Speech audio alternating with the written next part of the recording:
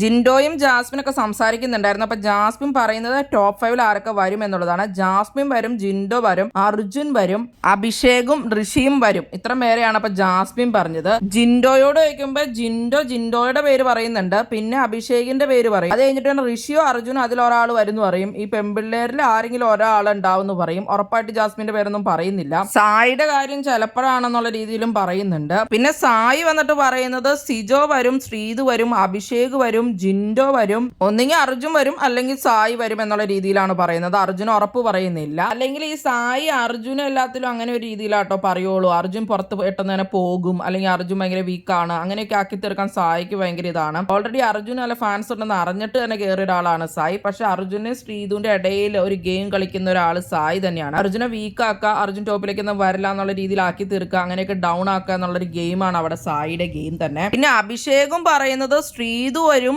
ഋഷി വരും, ജിൻഡോ വരും, അഭിഷേക് വരും, സായി വരുമെന്നാണ്. സിജോയുടെ പേര് പറഞ്ഞിട്ടില്ല. അതിന് പകരം ശ്രീതു എന്തായാലും വരും എന്നുള്ള രീതിയിലാണ് അഭിഷേക് സംസാരിക്കുന്നത്. ശരിക്കും പറഞ്ഞു കഴിഞ്ഞാൽ അഭിഷേകിനൊക്കെ അർജുനെ പറയാൻ വലിയ പേടിയാണ്. അതുപോലെ തന്നെയാണ് സായിക്കും. എന്തായാലും നിങ്ങളുടെ ടോപ്പ് 5 പ്രഡിക്ഷൻസ് ആരൊക്കെയാണ്?